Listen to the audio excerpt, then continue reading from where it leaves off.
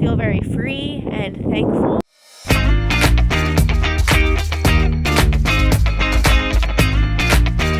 So we were supposed to take an exit and Google Maps didn't look like it was that, and all of a sudden we're on a bridge and we're like, oh, we don't want to pay. It's not that much, but she's gonna see if we can turn around. I will explain to you. You after take the first right. And first right coming back. Okay. Merci. Okay, so we get to go across this beautiful bridge. Choose twice. Pay once. Pay once, so that was nice. She was like, okay, so you just pay once, that was nice. Only $2.60. $2.60, not too bad of a mistake. All right, so we're back on track, and we got a rainbow over here. Oh wow, that's pretty bright.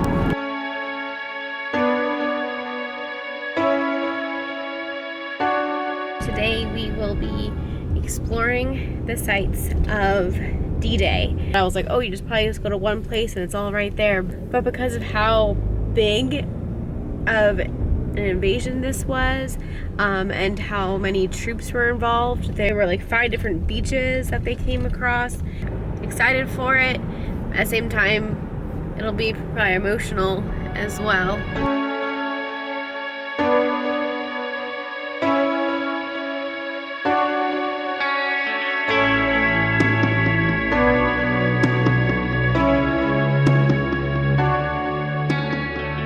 Wow, this is a beautiful day. You can hear the waves behind me. It must be high tide right now because it's not much of a beach going on. This is Sword Beach. This is the most northern one where the British invaded.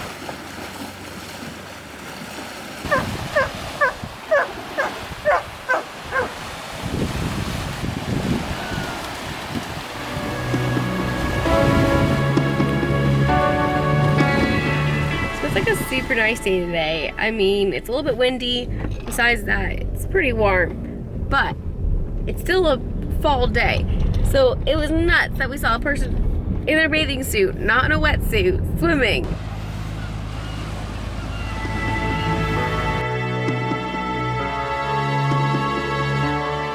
So yesterday we did have to do some quick Wikipedia just to get our facts straight about Normandy Beach and what happened on June 6, 1944. I knew there was like a huge battle here, and I knew that a lot of Americans died. What I didn't realize is that it wasn't one central point. The Allies had been planning this invasion for over a year, and the Germans had occupied France. So France didn't call it an invasion because it's their homeland. So they called it the Normandy Liberation. Liberation Avenue.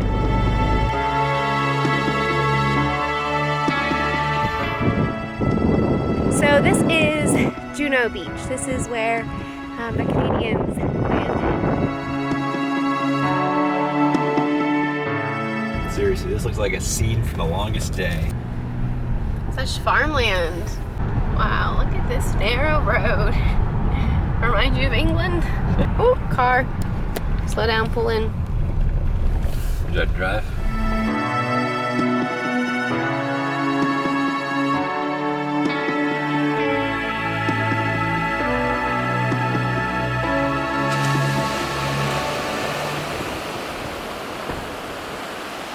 And this is Gold Beach. Here is where the British, some Polish and Dutch soldiers as well. Okay, so that was the 360 film that we were thinking about going to, but for time purposes, we're not going to. It's €6 per person to see the film. It's a 360 film, but it's also €3 for the parking there too. Don't really like when you have to pay for parking. If you're gonna go pay an event, then you should just have that. But and voila, free parking. Ooh la la.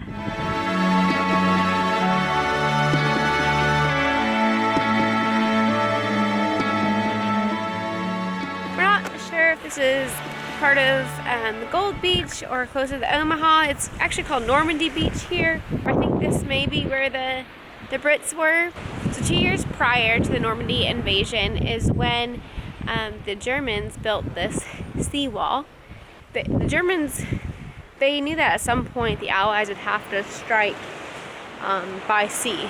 And so they really had this place fortified and lots of bunkers. So we've seen so far 3 of the 5 beaches. The last 2 remaining beaches are where American troops landed. And the drive between all of these beaches so far have just been gorgeous, and we've been kind of taking the less touristy routes, and so we've seen like really cute villages and small roads, lots of farming communities. It's just really beautiful here.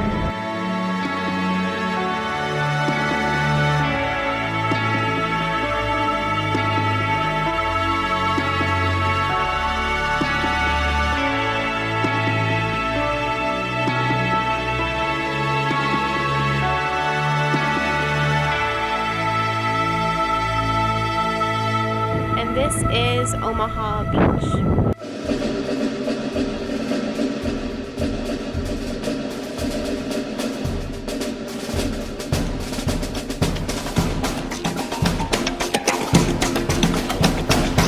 Wow, so we're in a bunker right now off of Omaha Beach. This is what the Germans would have been in.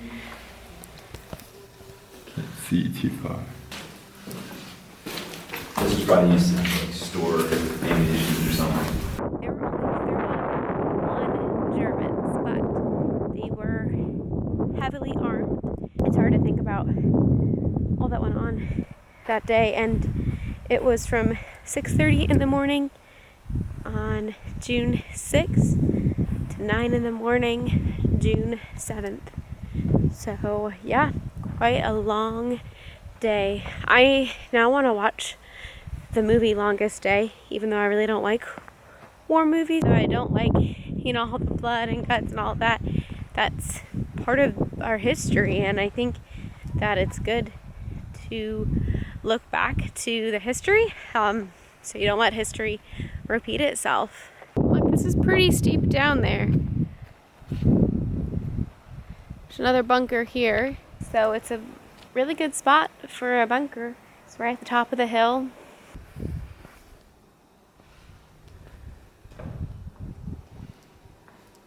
Well, like, these can't be bullet holes because these are on the inside of the bunker.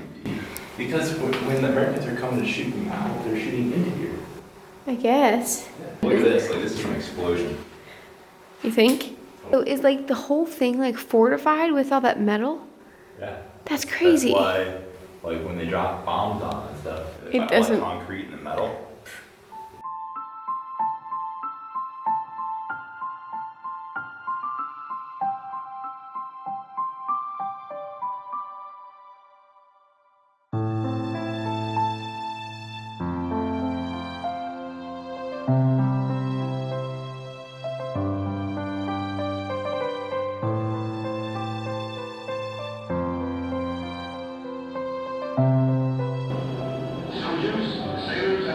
Barry A.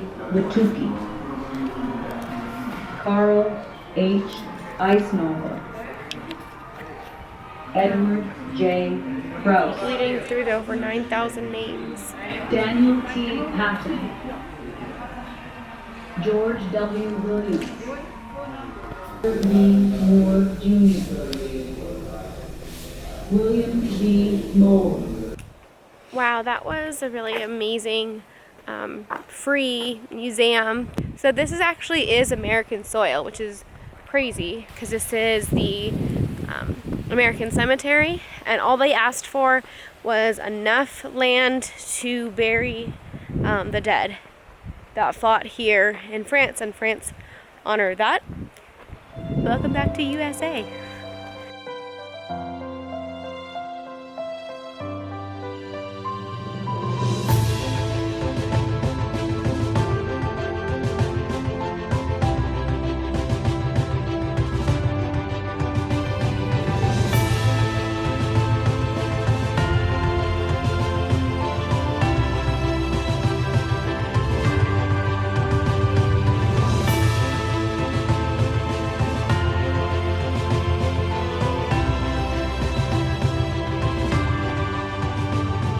There's a flower. Yeah. Ted, I found around your relative's gravesite, and the crazy thing is, there was actually a rose here. We did not bring that, so I'm not sure who had brought this rose, but not every grave even has a rose, but your relative does, so that's pretty cool. So this is the grave site of a cousin of one of our family friends. It was his mom's cousin. He was an airman. And it's cool to have a connection to like one of the over 9,000 graves here. But the thing is that all these 9,000 graves, they represent a son, a cousin, a brother, a father. When I was walking down, it made me think of, I'll just go ahead and sing it. And I'm proud to be an American, where at least I know I'm free. And I won't forget the man who died, who gave that right to me. So, I know my voice isn't the best, but that's what I was thinking of walking through here and seeing all of these grave sites. And walking on the beach today, it's a beautiful day, it's a beautiful beach, but on June 6th, 1944, it wasn't a beautiful day. And I'm very thankful for everyone who's buried here, who fought for liberty on that day, and who gave their lives so that we can have the freedom that we do.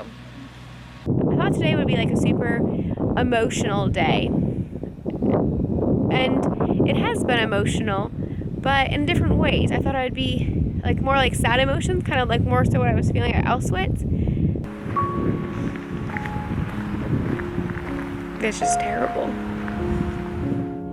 But honestly, this is, after seeing Auschwitz and seeing this actually makes me feel more hopeful, and I feel very free and thankful. It was a really good experience to have. So Pointe du Hoc is also a American site, and one reason that you can easily tell is because on all of the descriptions, the English comes first. I keep looking like underneath, and I realize, oh, that's the French.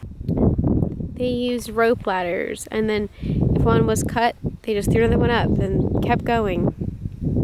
Relentless. So crazy. They scaled these cliffs. This for sure was a bunker. Gotta stick out. They can shoot in any direction. So that's why it was so important that they took these out. That's probably why the Germans picked this spot, because they knew that Pointe du Hoc would be really hard to climb. And then here come the brave Americans. I feel like playing hero music now. This is exciting.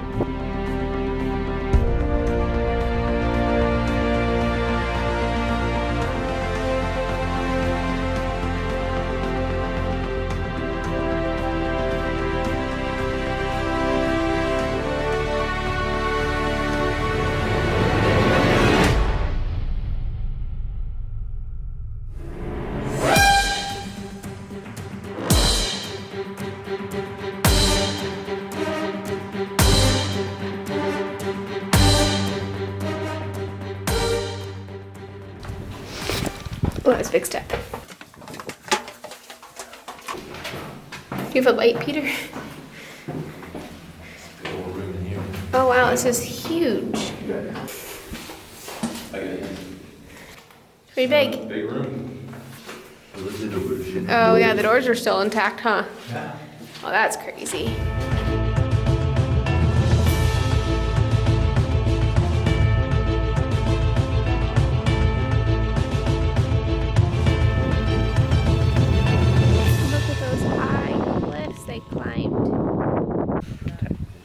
So right through here is where the guns would come through. So not that much space. Like Peter, put your hand there just to give a reference. So not that much space. The guns would come out, and then they could shoot all the way down to Omaha, and all the way up to Utah Beach. Kind of wish we would have got to this part a little bit sooner. I thought this would only take us like 4 hours to do. We started at 10:30, and it's now past 6. We still have one more beach to do. Are you serious to taking another picture? Stop taking pictures. Stop it. Just stop it. Oh my goodness. This has been super cool to tour. Super excited we came. But after some point, after like 8 hours of exploring, I'm ready to be like, you know, done. But Peter is taking pictures! No more pictures! Can anyone relate? I have to remind myself that it's not that much longer of him taking pictures. It's about an extra hour maybe of the day.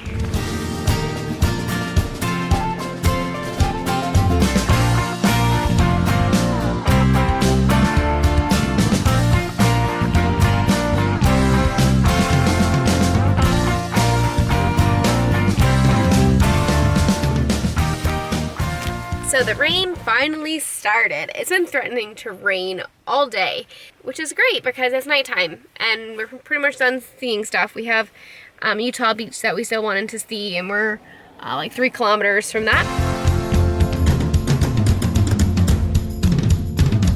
And we made it to our 5th beach. This is Utah Beach.